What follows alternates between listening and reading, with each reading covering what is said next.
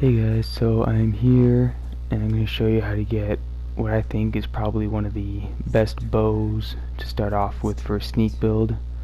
So if you haven't really been able to tell, I'm probably going to do a lot of videos in Skyrim about sneak builds because that's what I really like doing, because I think they're really fun and also hilarious sometimes to see how stupid some enemies can be. But so I'm here.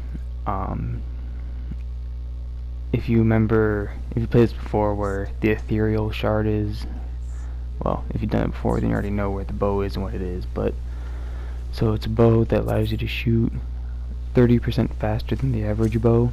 So if you do that with the perk for it, then you'll technically be able to shoot 60% faster than the average bow.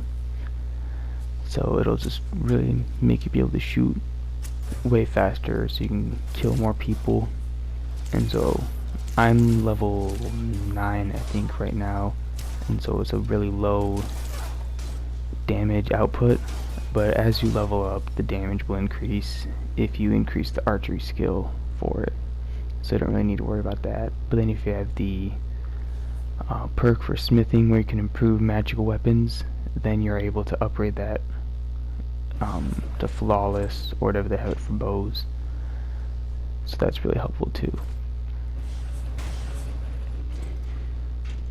Going through here, you get a few different dwarven things here and there, but then also there's a lot of Falmer and the choruses, and I really don't like the choruses because they just sound gross. But Falmer are pretty easy, you just gotta shoot them from a distance, and then the Dwemer stuff is easy because there's nothing too difficult, pretty much just spiders. And then there's one of the bigger ones, but not like a giant, so he's pretty easy. So when you're going through here, most people probably just know about the main way up to the top where the bow is and the ethereal shard, but I'm actually going to show you guys two quote-unquote secret parts of this that not everyone might know about. And if you've gone through here before, and I'll talk about it again when I get there, but there's a closed door, and the lady that is like the ghost spirit going through here with you will comment about how the door is closed and no one knows how to get it open, and I'll show you how to get it open. And then later on I'll show you where a quote-unquote secret chest is as well.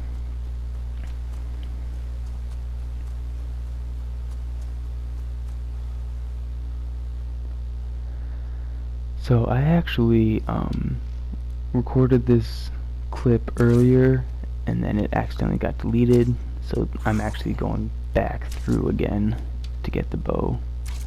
So I kind of just am rushing through it. I'm not going through everything because I've already gone past this, so I just loaded a past save to do it again to record it for you guys.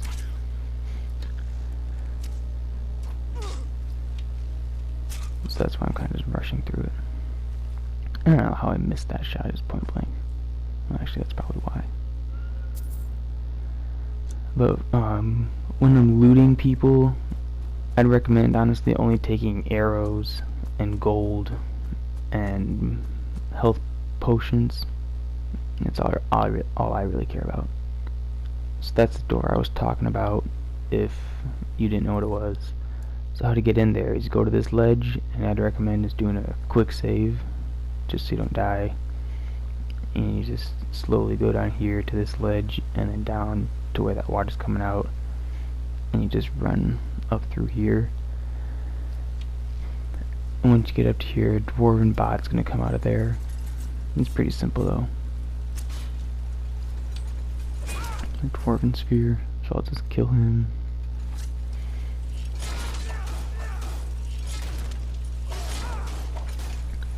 And I'd recommend getting some pretty decent one-handed weapons to dual wield in case people get too close, because sometimes the bow isn't always the better option.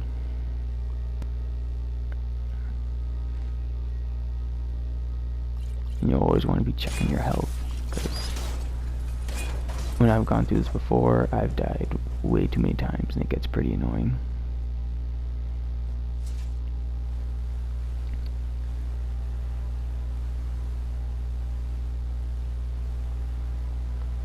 So I don't quite remember exactly what level I am, but I think it's about 7, 8, or 9.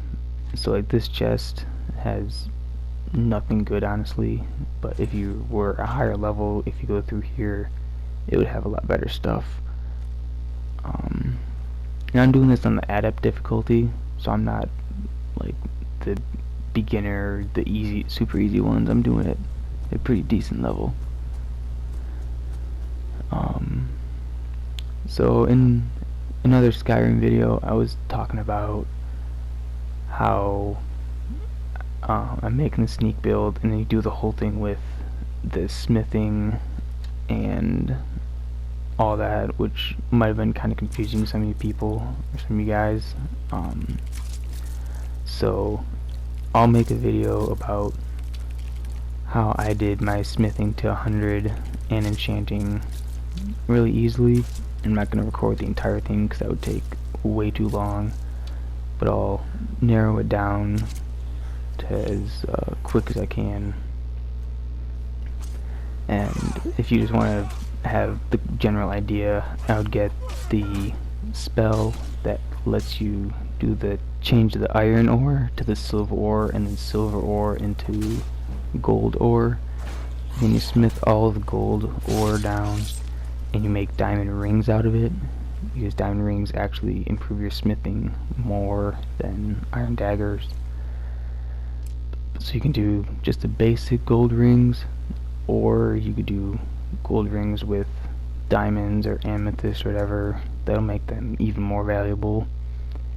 And then you get to an enchanting table, and you just throw in whatever spell you want.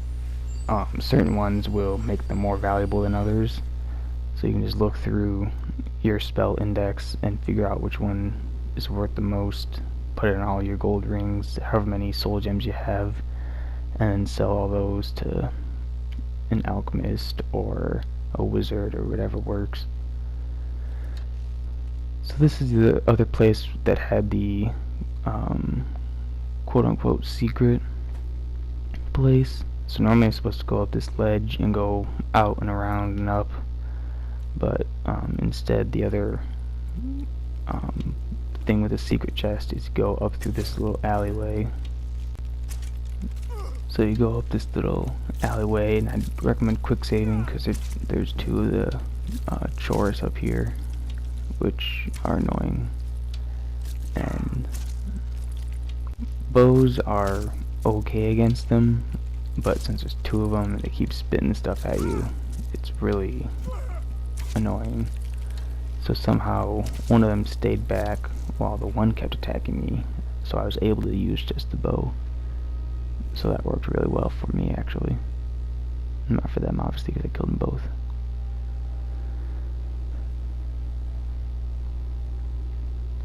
For some reason I couldn't figure out where the other guy went, though. But so he went up.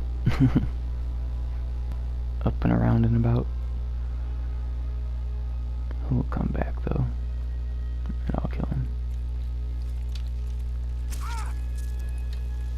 later.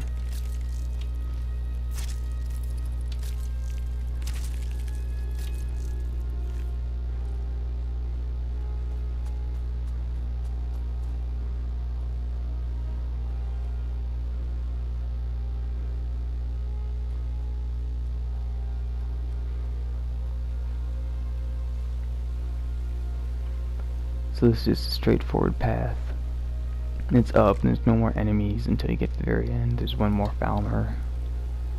So just run down here, and then just make sure you stop and don't fall down. And you turn left, and there's a chest. And as I said for the other one, if you're a higher level, there's going to be a lot better stuff than that.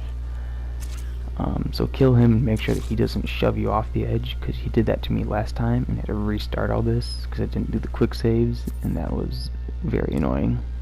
So make sure he doesn't push you off the edge.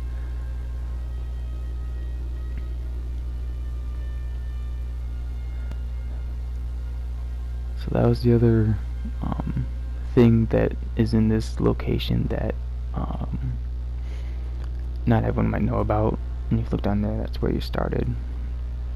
But so now I'm just gonna go back to the other path and get the bow, which is the main objective for this cave. And so you just come over here, it's on this log, and I'd recommend crouching so you're more careful about falling off, and then it's just right there, you grab it.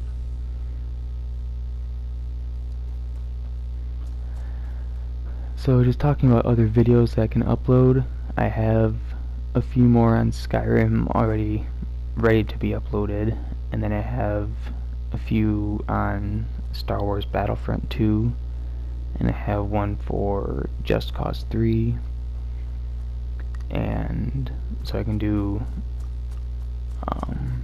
more Skyrim, I can do more Battlefront, I could do some Fallout 4 videos, because I borrowed that game from a friend, and if you guys want, I can do some from there, or just stick with whatever else you guys want. I really don't have to pay attention to this girl at all, it's just random. So for these 5 mechanisms, there's a certain order you have to hit them in, so don't just go shooting randomly at them, otherwise you'll get attacked by dwarven spiders and other stuff. But so you do bottom left, bottom right, upper left, upper right, and the middle one, and then the side gates are open. And so if you do it wrong, then this guy might come out and attack you, one of the giant Dwemer guardians, and those guys are not fun to deal with if you're low level trying to shoot them with a bow. And so better stuff later on, as I've said before. And this lady's just going to talk to you, asking you to help her go find the other 3 pieces in the forge. Nothing spectacular or important. So when I was talking to one of my friends about how he does sneak builds in Skyrim, one thing that he told me that I've never really thought of before is to take the torches out of caves that bandits and stuff are in, which you don't think about, but it makes sense, because if you take torches then they can't see, so they're just basically blind and you just shoot them and they never know what hit them. And so I'm probably going to start doing that just for fun. And so right down there you can see that's where he started off, and I'd quick save again because yeah, it's pretty close. You'd probably honestly hit the ground sometimes if you tried, because it's kinda shallow. But you just run up here and you come back out at the entrance.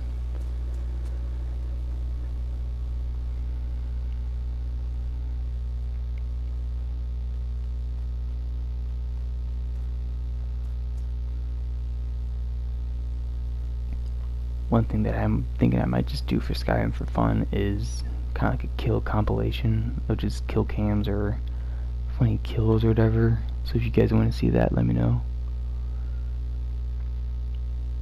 Oh, and speaking about armor, if you want to do the whole smithing to 100 and enchanting to 100, do the dragon scale armor, because that's light armor. Don't do the dragon bone or the Daedric, because yeah, Daedric is better, but it's heavy, and dragon scale is light armor. So in her journal, that map shows the location of the other 3 ethereal shards and the ethereal forge once you get all pieces. So that's what those are if you're wondering. And then these pages just have notes on it as well. And then on this page that has the order for that mechanism back there, if you're wondering how I knew that.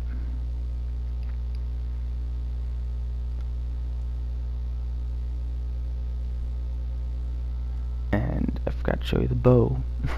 So there it is. Fires 30% faster than a standard bow. Right now for me it has damage 27, but later on it'll be better. And that was the dagger that I got earlier, 25% chance of a critical hit. And then I also have the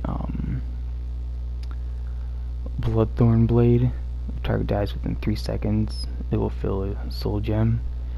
So I can show you guys where I got both of those in a video if you want. So let me know down below, and thanks for watching, and I'll talk to y'all in the next one.